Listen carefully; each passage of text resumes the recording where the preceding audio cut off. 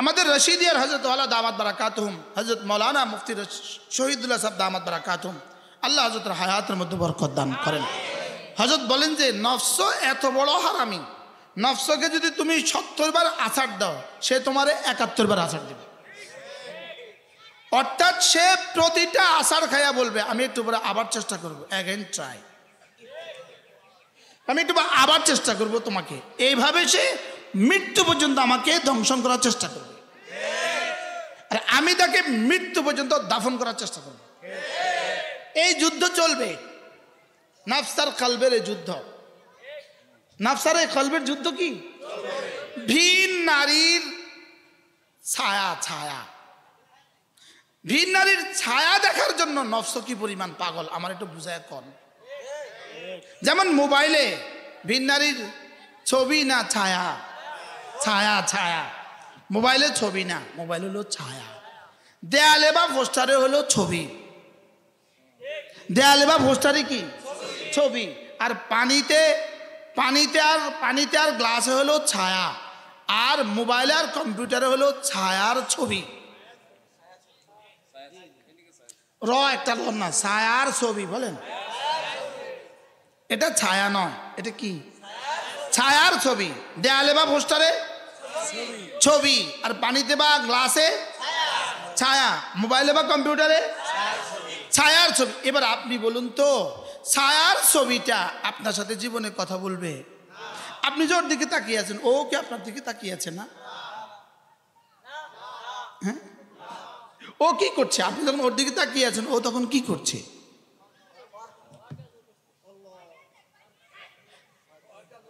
বলে। এবার বলুন তো দেখি, কি পরিমাণ হারামি সে আমারে একটা ছায়ার পিছনে দিয়া আমাকে ওয়াহুরুন আইন কামসালিল লুলুইল মাকনুন, মুক্তার মতো ঝলঝলে তকতকে, সুবহানাল্লাহ বলেন।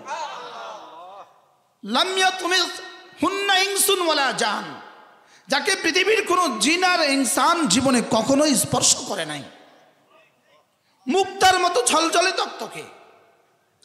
মুক্তার মতো উদাহরণ দিয়েছেন রব, আসলে মুক্তার মতো না। একটা লাইট মোমবাতি নিবাইলে মুক্তার দেখা যায় না, আর একটা হুর আর শাজিম দিয়া জান্নাত থেকে আঙ্গুলের মাথাটা জমিনে বের করে দিলে জমিনে আর সূর্যের প্রয়োজন পড়তো না। এবার বলেন, নফসে আমারে কিসের পিছনে দিল আর কি থেকে বঞ্চিত করলো? সবাই বলেন। বলে হুজুর এগুলো আর এখন বিশ্বাস হয় না। হ্যাঁ, হয় হয়। হ্যাঁ, নফস আমারে কিসের পিছনে ছুটাইলো? ছায়া। আচ্ছা, গোবরের তো একটা অস্তিত্ব আছে, আছে না নাই বলেন? লেকিন এই ছায়ার কি অস্তিত্ব? আচ্ছা, পায়খানারও তো একটা অস্তিত্ব আছে, লেকিন এই ছায়াটার কি অস্তিত্ব? এবার বলেন তো, আপনি যেটার পিছনে ছুটছেন, আমার যুব সমাজ যেটার পিছনে ছুটছে, এই আমাদের নওজোয়ান মুলবিরা যেটার পিছনে ছুটছেন, আপনি বলেন কিসের পিছনে আপনি ছুটছেন? এদিকে আপনাকে ছুটাইতেছে কে? শয়তান কবে কইছে আপনারে? শুধুই নফসে বলছে। শুধুই কি বলছে বলেন? আমাদের সকলের জন্মের প্রসেসিং এক, আমাদেরকে বানাবার প্রসেসিং এক, এবং আমাদের মৌত এক। তো মৌত যেহেতু জীবনের শেষ ঠিকানা, এটা যেমন এক, জন্ম জীবনের শুরু আর ভূমিকা এটা যেমন এক, তো মধ্যবর্তী সময়ে সফলতার আর ব্যর্থতার ফর্মুলাও হবে এক। বুঝেন নাই মনে হয়? রক্ত যেমন সকলেরই লাল, সকলেরই লাল, রক্তের উৎপাদনের পদ্ধতি যেমন সকলেরই এক। আমাদের প্রত্যেকের শরীরের প্রতিটা অঙ্গ প্রত্যঙ্গের কার্যক্ষমতা, কার্যকারিতা, কার্যের পদ্ধতি সকলেরই এক। সকলের খাবারের উৎস এক, পানি, দুধ, প্রাণী আর উদ্ভিদ। এই চারটার বাইরে সারা পৃথিবীর কোনো মানুষের কোনো খাবার নাই, সকলের এক। আমাদের সকলের শরীর একভাবেই তৈরি,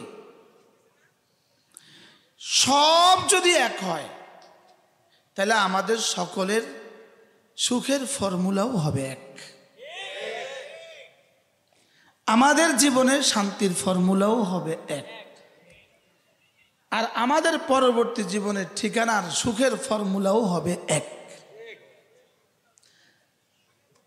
প্রশ্ন যদি এক হয়, সব বোর্ডের এক বোর্ডের প্রশ্ন যদি এক হয় তো ওই বোর্ডের আন্ডারে সব স্কুলের সিলেবাস এক। সারা বাংলাদেশের সব বোর্ডের প্রশ্ন যদি এক হয় তো সিলেবাস এক। তাইলে বোঝা গেছে আমাদের ঠিকানা কবর, কবরের প্রশ্ন যেহেতু সকলের জন্য এক, তাহলে প্রস্তুতি পর্বের সিলেবাস পর্ব সকলের জন্য এক। কি বলছি বলেন? না বুঝেন নাই? সকলের সুখের ফর্মুলা কি বলেন? এক। ফর্মুলা তো তিনি দিবেন, যিনি বানিয়েছেন তিনি বলবেন ফর্মুলা। ব্যবহার বিধি তিনি বলবেন, যিনি বানিয়েছেন। যেই ফ্যাক্টরিতে যেই দ্রব্য তৈরি হয় ওই ফ্যাক্টরি ওই দ্রব্যের ব্যবহার বিধি লেখে, মূল্য ওই ফ্যাক্টরিওয়ালা নির্ধারণ করে, ব্যবহার বিধি ওই ফ্যাক্টরিওয়ালা নির্ধারণ করে। তাহলে বানানেওয়ালা যেহেতু সকলের এক, বলেন বানানেওয়ালা সকলের কি? এরপরে সুম্মা ইলাইনা তুরজাউন, ফিরে আসবা সকলেই আবার আমার কাছে। ওয়া ইলাল্লাহি মারজিউকুম জামিআ, তোমাদের সকলকে আমার কাছেই ফিরে আসতে হবে। তাহলে ফিরে যাওয়ার স্থানও এক, বলেন ফিরে যাওয়ার ঠিকানাও কি? বলেন এক। ছিলামও এক জায়গায়, আসছি এক পদ্ধতিতে, যাব এক জায়গায়, যাব একই পদ্ধতিতে। তাইলে বোঝা গেছে আমাদের জীবনের ফর্মুলা হবে এক। না, এই শব্দ আগে বুঝেন, আমাদের জীবনের ফর্মুলা কি হবে বলেন? চাই নারী হই, চাই পুরুষ হই। লাগবে না ভাই, লাগবে না, এখন থাক। এই ফর্মুলাটা কি? এই ফর্মুলা হলো, তুমি যদি দুনিয়াতে সুন্দর এক জীবন চাও, আখিরাতে সুন্দর এক জীবন চাও, অনন্ত এক জীবন চাও, ফর্মুলা সকলের জন্য এক। চাই পুরুষ হও চাই মহিলা হও, তুমি ঈমান বানাবা, তুমি আমল বানাবা। সহজ কথা। তুমি ঈমান বানাবা, তুমি আমল বানাবা। তো রব্বুল আলামিন বলেন, চাই তুমি পুরুষ হও চাই তুমি মহিলা হও, তুমি ঈমান বানাবা, তুমি আমল বানাবা, আমি তোমার দুনিয়া বানাবো, আমি তোমার আখিরাত বানাবো। আমরা সকলে তো এটাই চাই যে আমার দুনিয়া সুন্দর হোক, আমার আখিরাত সুন্দর হোক। এত পড়াশোনা মাদ্রাসার লাইনে কেন করি? এই ফর্মুলা, এই চাওয়া। জেনারেল লাইনে কেন করি? এই চাওয়া। বিদেশে কেন যাই? একই চাওয়া। চাওয়া কিন্তু এক, চাওয়া কিন্তু কি?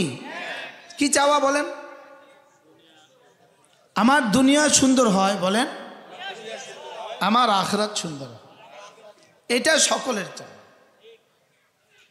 লেকিন এই চাওয়া আমার পুরা হবে না আমার বানানেওয়ালার ফর্মুলার বাইরে, দেনেওয়ালার ফর্মুলার বাইরে। এই চাওয়া কারোরই পুরা হবে না। সে যদি 7 ইকলিমের বাদশাও হয়, 7 মহাদেশের বাদশাও হয়, তার এই চাওয়া পুরা হবে না বানানেওয়ালার দেওয়া ফর্মুলা ছাড়া। সে যদি সারা পৃথিবীরও মালিক হয়, বানানেওয়ালার ফর্মুলা ছাড়া তার দুটো একসাথে পুরো হবে না। দুটা কি বলেন? দুটা কি কি? আমার দুনিয়া এবং আখিরাত। এজন্য মেরে ভাইও দুনিয়া,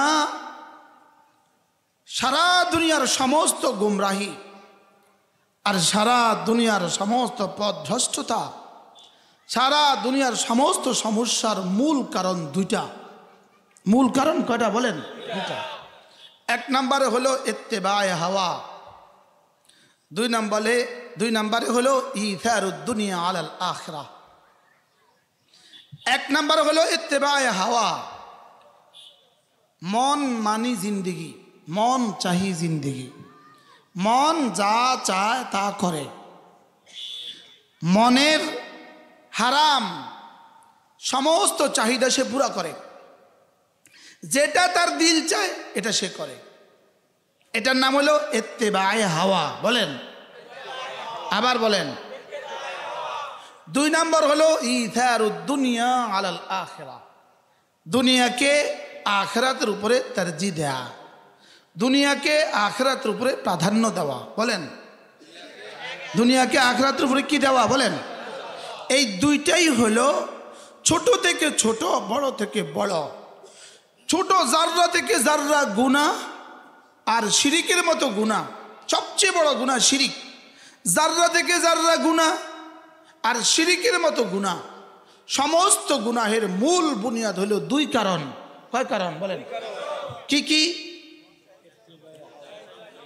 উলামা ইকরাম অনেক, মাশাআল্লাহ, একটু মুখস্থ করেন। ইত্তেবায়ে হাওয়া বলেন, আর ইথারুদ দুনিয়া, ইথারুদ দুনিয়া আলাল আখিরাহ, ইথারুদ দুনিয়া। এই দুটো যার কলিজায় যেই পরিমাণ, এই মানুষটা এই পরিমাণ হায় না, এই পরিমাণ জানোয়ার। বলেন, এই পরিমাণ কি? বলেন, এই পরিমাণ জানোয়ার।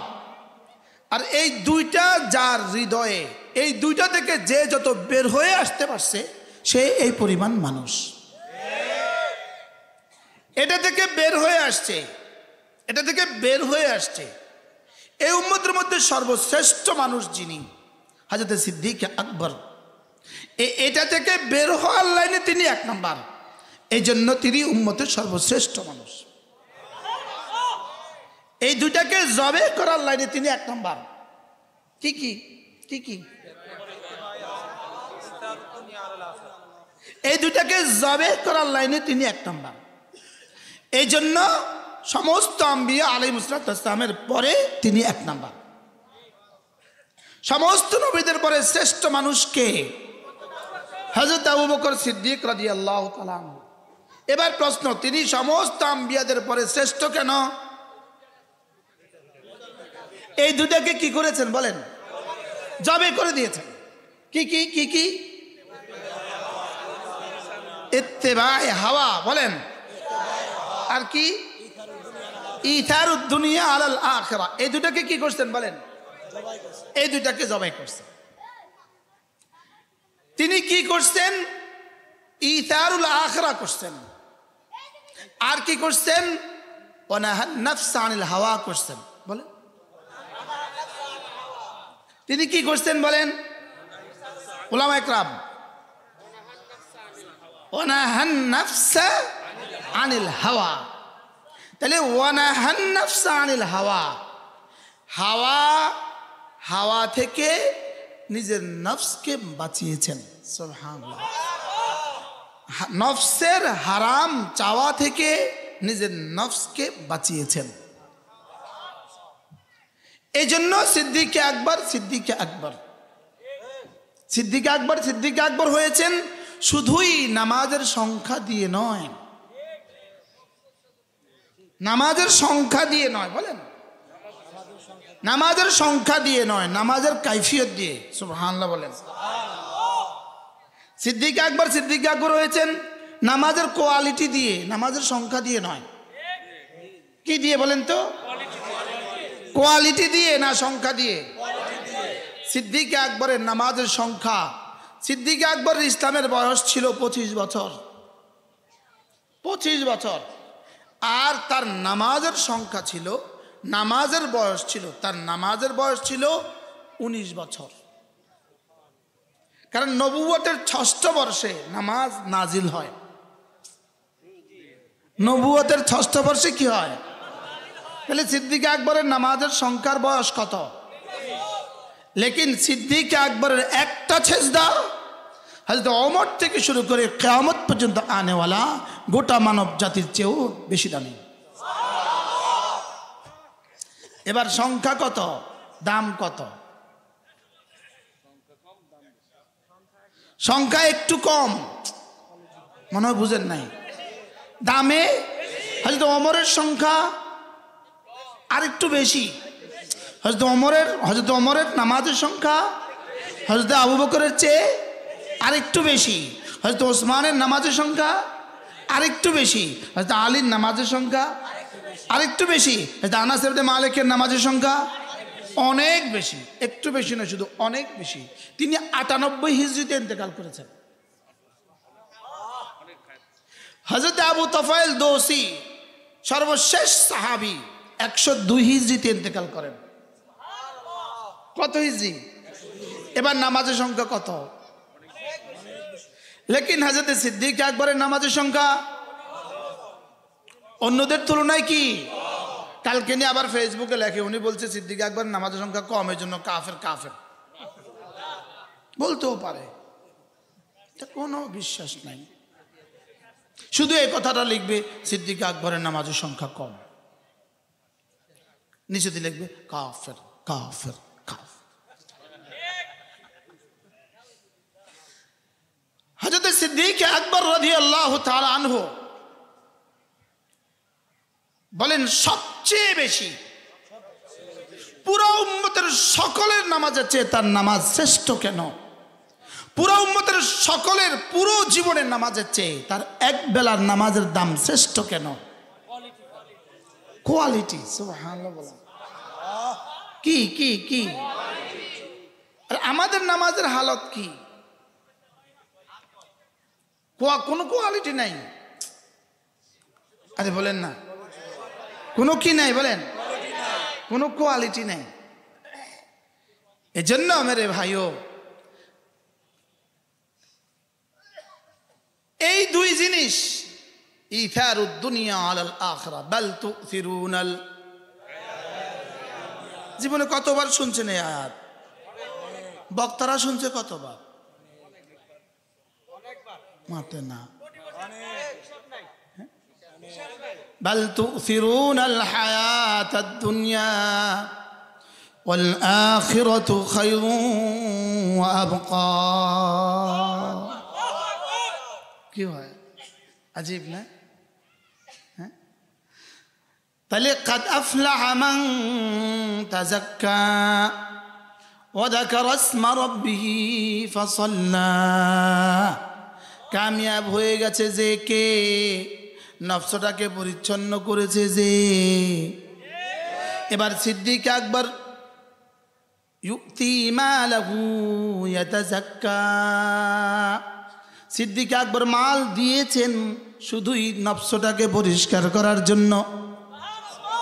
মাল দিলে পরিষ্কার হয় না নিলে পরিষ্কার হয়? সবাই বুঝে কম বুঝে বলেন তো, মাল দিলে পরিষ্কার হয় না নিলে পরিষ্কার হয়? সিদ্দিক আকবর দিয়ে দিয়ে পরিষ্কার করেছেন না নিয়ে নিয়ে পরিষ্কার করছেন? কিছু ওলামা একরাম বলেন তো, কি শুনছেন? হ্যাঁ, মাল দিলে দিলে পরিষ্কার হয় না না দিলে লইলে পরিষ্কার হয়? তো না লইলে দিবেন কোত্থেকে? কথার কথা, না লইলে দিবেন কোত্থেকে? তাহলে নিবেন কদ্দুর দিবেন কদ্দুর, এটা ঠিক করেন। মনে হয় বুঝেন নাই। কি দিবেন? নিবেন কদ্দুর রব যা দেয়, আর দিবেন কদ্দুর সেখান থেকে কিছু কিছু দিয়ে দিবেন। সুবহানাল্লাহ বলেন। কি বলেন? নিবেন কদ্দুর বলেন, বলে নিবেন না, রব যা দেয় তা নিবেন না। এবার ঠিক কর না, কিসের উপরে ঠিক বলছেন বলেন? এবার দিবেন কদ্দুর, ওখান থেকে কিছু। রব কতটা ইহসান করছেন সব দিতে বলেন নাই, কিছু দাও বলেন। কি বলছে বলেন? কিছু দাও। আর নেওয়ার বেলা কি বলছেন? আমি যা দেই তার উপর খুশি থাকবা। আমরা কি কইছি কন? ওই যে ওই হুজুর আমার দোস্ত,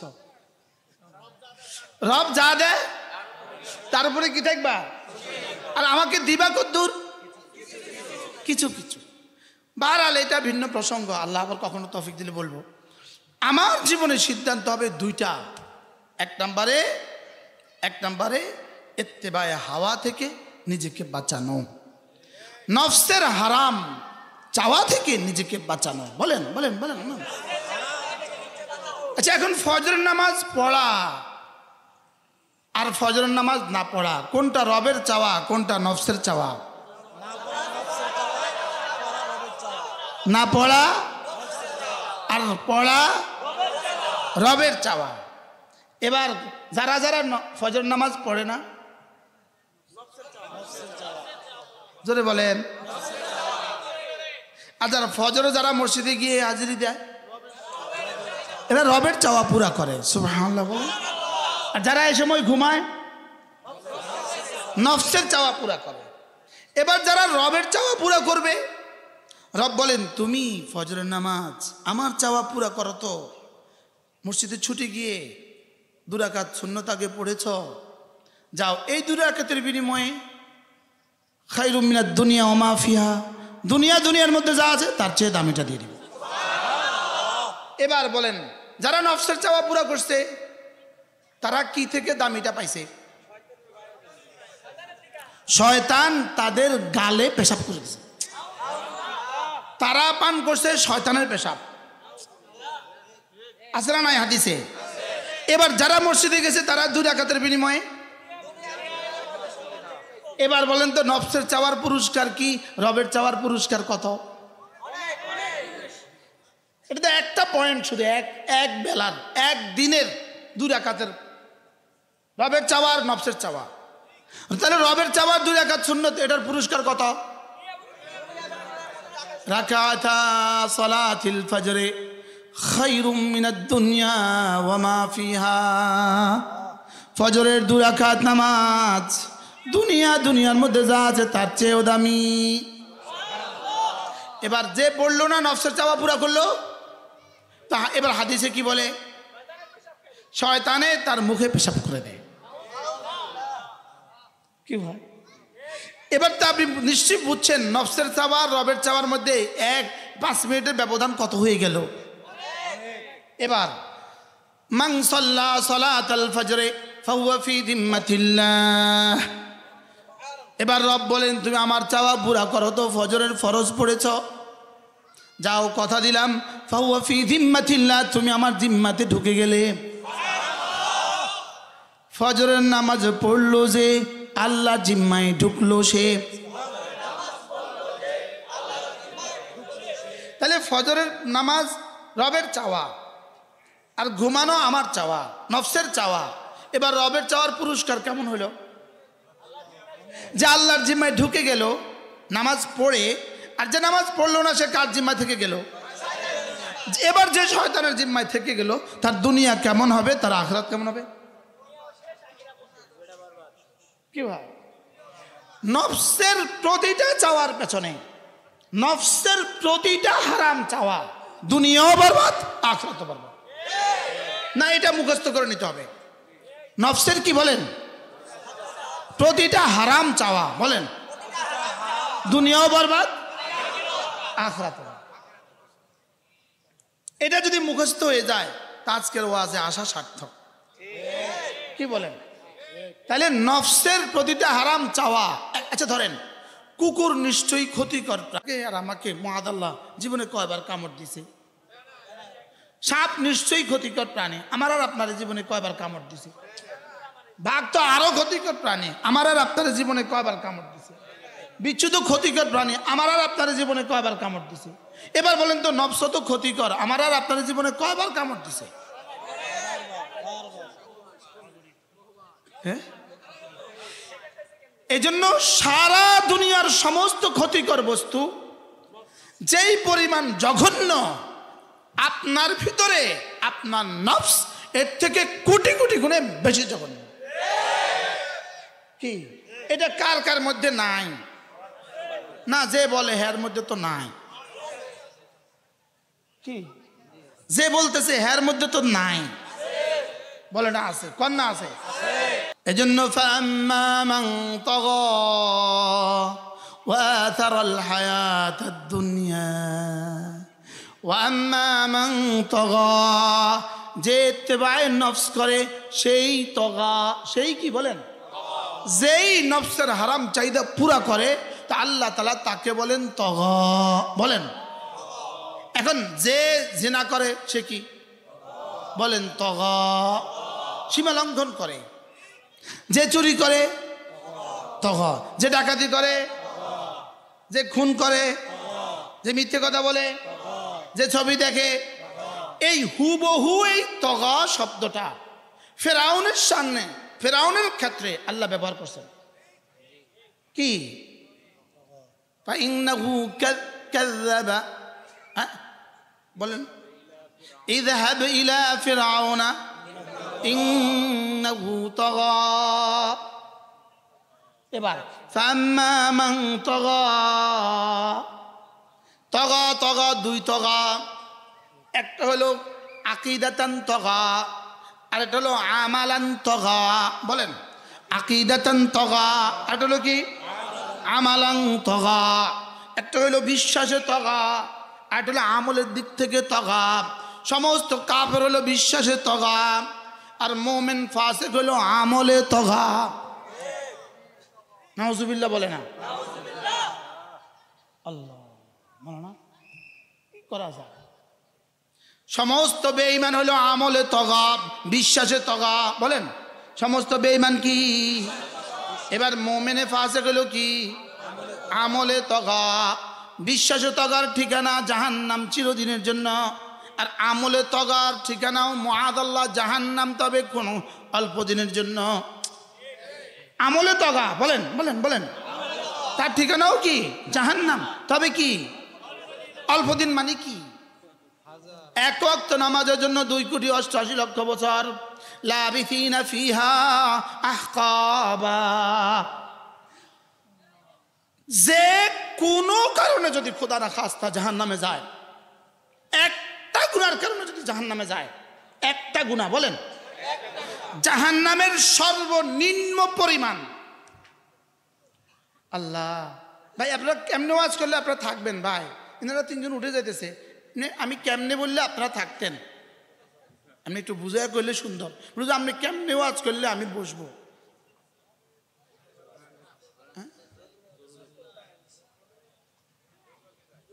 জরুরত 40-এর নিচে কেউ উঠতে পারবেন না, 40-এর উপর আলাদা উঠতে পারবে। এই একটা কমন, 40-এর উপর আলাদা তো কষ্ট হবে বেচারাটা। থাক,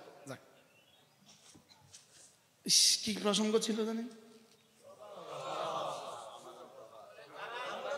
সর্বনিম্ন জাহান্নামী, খুদা না খাস্তা একটা গুনার জন্য যদি কেউ জাহান্নামে যায়, কমপক্ষে 3 হুকবা জাহান্নামে জ্বলা লাগবে। বলেন কয় হুকবা? আর 3 হুকবার 1 হুকবা সমান 2,88,00,000 বছর। এবার বলেন তগা, তগা কয় তগা? বলেন। এক তগা কি? আকীদাতান তগা। আরেক তগা কি? আমলান তগা। আমালান তগার ব্যাপারে রব্বে কারীমের সিদ্ধান্ত, ইউআযযিবু মান ইয়াশা ওয়া ইয়াগফিরু লিমান ইয়াশা। যাকে চান তাকে মাফ করবেন, আর যাকে চান তাকে। এবার আপনি আর আমার ব্যাপারে সিদ্ধান্ত কোনটা হবে? কোনটা কোনটা?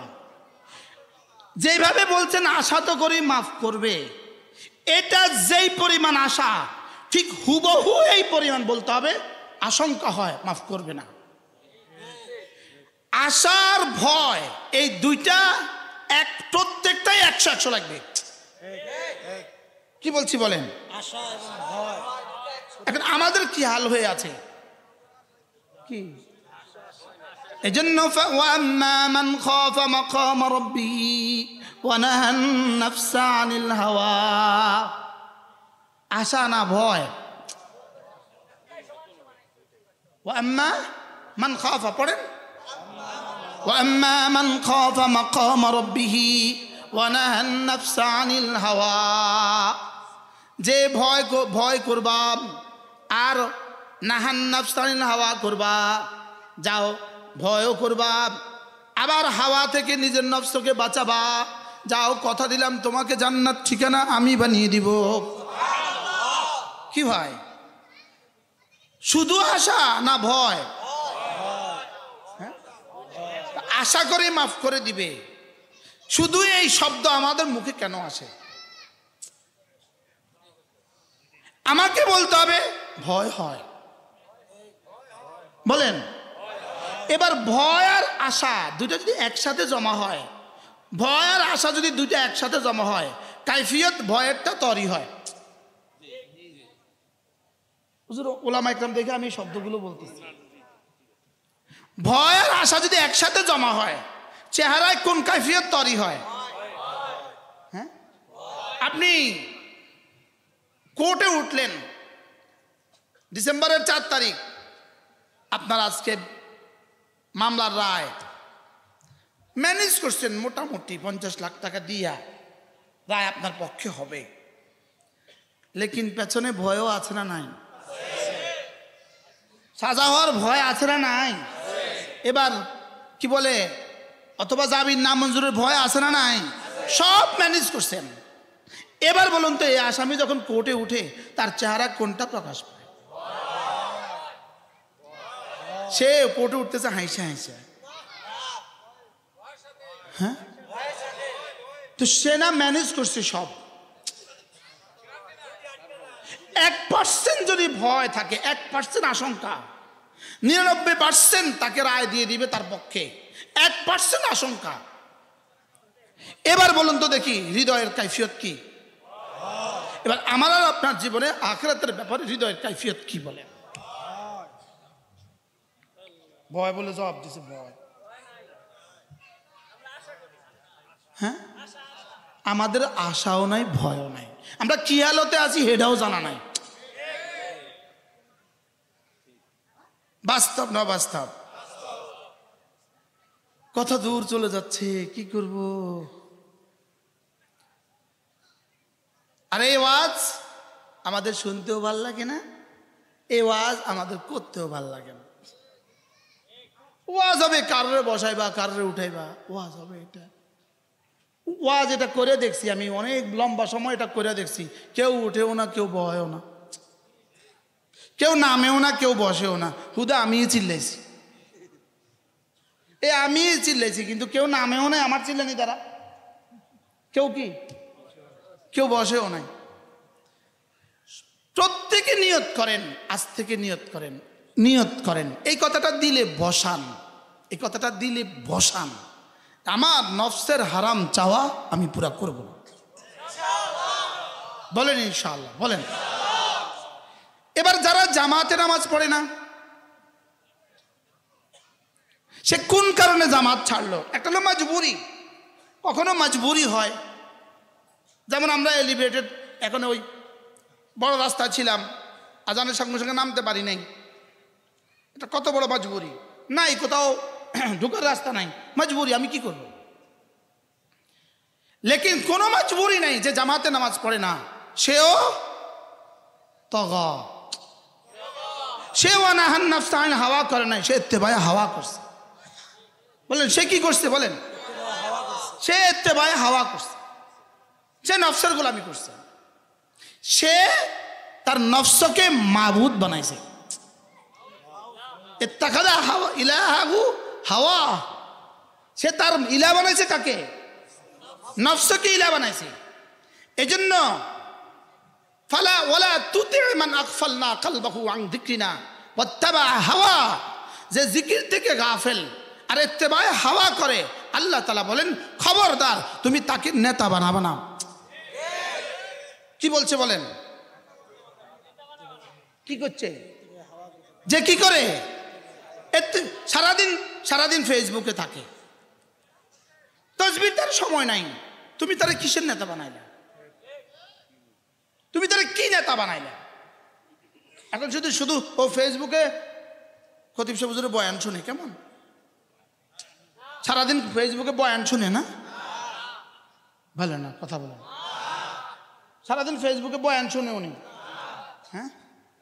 এবার বলুন তো দেখি, ওয়ালা তুতি' মান আগফালনা কলবাহু আন যিকরিনা, ওয়ালা তুতি' মান আগফালনা কলবাহু আন যিকরিনা, যাকে আমার জিকির থেকে গাফেল করে দিয়েছি, ফালা তুতি', তুমি তার পেছনে ছুটবা না। তুমি তার পেছনে কি? ওয়াত্তাবা হাওয়া, সারা দুনিয়ার নেতাদের জন্য যেন রব্বে কারীম কাকে তুমি নেতা বানাবা, এই জন্য যেন রব্বে কারীম মেয়ার আর মাপকাঠি দিয়েছেন। সুবহানাল্লাহ, মেয়ার আর মাপকাঠি দিয়েছে কি? যে ইত্তেবায়ে হাওয়া করে না আর যে জিকির থেকে গাফেল না। বলেন বলেন বলেন বলেন, নেতার পরিচয় হবে কয়টা? কি কি বলেন? নেতৃত্বের গুণাবলীর জন্য সবচেয়ে বড় গুণ আল্লাহ। বলেন নেতৃত্বের গুণের জন্য সবচেয়ে বড় গুণ কি? ইত্তেবায়ে হাওয়া করে না। বলেন, আর সে গাফেল না। সে কি না? বলেন, সে গাফেল না। প্রশ্ন, গাফেল না কি থেকে? গাফেল না জিকির থেকে গাফেল না। এর জিকিরের এক নম্বর তরজমা, সে কোরআনে কারীম থেকে গাফেল না। সুবহানাল্লাহ বলেন। বলেন জিকিরের এক নম্বর তরজমা কোরআন। বলেন জিকিরের এক নম্বর তরজমা কি? বলেন কোরআনেই জিকির। বলেন জিকিরেই কোরআন। তাহলে জিকির থেকে গাফেল, এর এক নম্বর তরজমা কথা বলে না, যে কোরআন থেকে কি? কোরআন থেকে গাফেলের তিন তরজমা। এক নম্বর কোরআনে বিশ্বাস করে না, সে কোরআন থেকে গাফেল। দুই নম্বর কোরআন তেলাওয়াত পারে না, সে কোরআন থেকে গাফেল। তিন নম্বর কোরআন বুঝে না, সে কোরআন থেকে গাফেল। চার নম্বর কোরআন মতো চলে না, সে কোরআন থেকে গাফেল। সে কোরআন থেকে কি? এবার বলেন আপনার নেতৃত্বের গুণাবলীর জন্য এক নম্বর কি? ওয়ালা তুতি' মান আগফালনা কলবাহু আন যিকরিনা, যে কোরআন থেকে গাফেল। বলেন বলেন, যে কোরআন বিশুদ্ধ তেলাওয়াত পারে না। বলেন কোরআনের বিশুদ্ধ তেলাওয়াত পারে না। দুই নম্বরে কোরআন জিকিরের সবচেয়ে বড় তরজমা, কোরআনের পরে জিকিরের সবচেয়ে বড় তরজমা হলো নামাজ। সুবহানাল্লাহ বলেন। কি? ওয়ামা আল্লামনাহু আশ-শি'রা ওয়ামা ইয়ানবাগী লা ইন হুয়া ইল্লা যিকরুন ওয়া কুরআনুম মুবিন। এটা হলো জিকির মানে কোরআন। এবার জিকিরের দুই নম্বর সবচেয়ে বড় তরজমা হলো নামাজ। আকিমিস সালাতা লিযিকরি। সুবহানাল্লাহ। উতলু মা উহিয়া ইলাইকা মিনাল কিতাব ওয়া আকিমিস সালাহ ইন্নাস সালাতা তানহা আনিল ফাহশাই ওয়াল মুনকার ওয়া লাযিকরুল্লাহি আকবার। নামাজ সবচেয়ে বড় জিকির। নামাজ কি? তাহলে যে নামাজ পড়ে না তার পেছনে তুমি এক সেকেন্ডের জন্য যেতে পারবা না। বলেন কি বলছি? বলেন বলেন, যেই নেতা নামাজ পড়ে না, বলেন তার পেছনে ছুটার কোনো রাস্তা নাই, সুযোগ নাই। যেই নেতা নামাজ পড়ে না তার পেছনে যাওয়ার কোনো সুযোগ নাই। না, এটা মুখস্থ করতে হবে। যেই নেতা নামাজ পড়ে না, বলেন তার পেছনে যাওয়ার কোনো কি নাই। দলিল দলিল কোরআন শরীফ পড়েন। বড় আয়াতটা বড়, কি বলছি? ওয়ালা তুতি' মান আগফালনা কলবাহু আন যিকরিনা। বলেন না, বুঝতেছিলেন? ওয়ালা তুতি' মান আগফালনা কলবাহু আন যিকরিনা, জিকির থেকে যে গাফেল তার পেছনে যাবা না। তাইলে বোঝা গেছে যে কোরআন পারে না তাকে নেতা বানানো যাবে না, যে নামাজ পড়ে না তাকে নেতা বানানো যাবে না। কি ভাই? ওয়ালা তুতি' ইয়ানি তুমি ইতাআত করবা না। তাহলে যার ইতাআত করবা সে হবে মুতা, তুমি হবে মুতি, সে হবে মুতা। যার ইতাআত করা হয়, যাকে মান্য করা হয়, সে হবে মুতা। তাহলে ওয়ালা তুতি' মান আগফালনা কলবাহু, যেই মুতা। আর মুতার বাংলা তরজমা নেতা। যেই নেতা জিকির থেকে গাফেল, যেই নেতা কোরআন পড়ে না, যেই নেতা জিকির পড়ে না, যেই নেতা নামাজ পড়ে না, যেই নেতা জুমা পড়ে না, যেই নেতা জুমার খুতবা দিতে জানে না। কারণ জুমার খুতবা এটাও জিকির। সুবহানাল্লাহ বলেন। বলেন জুমা এটাও জিকির। ইযা নুদিয়া লিস-সালাতি মিন ইয়াউমিল জুমআ ফাসআউ ইলা যিকরিল্লাহ। সুবহানাল্লাহ বলেন। তাহলে জিকির মানে কোরআন, তাহলে কোরআন যে পারে না সে নেতা হওয়ার যোগ্যতা রাখে না। কি বলছি বলেন? আপনি বলবেন হুজুর আপনার কথা আমরা মানি না, আমাদের কথা আপনারা মানবেন না, এটা যেমন স্বাভাবিক। আমরা বলবো আলহামদুলিল্লাহ যতক্ষণ জীবিত থাকি, এটাও স্বাভাবিক। এরপরে দেখা যাবে মওতের পরে কার ঠিকানা কোনটা হয়। কি হয়? আপনি বলবেন আমি মানি না। হ্যাঁ,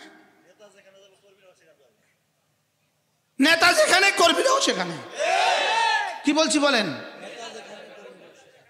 নেতারা আইসা আইসা আমাদেরকে ওয়াজের মঞ্চে ধমকায়।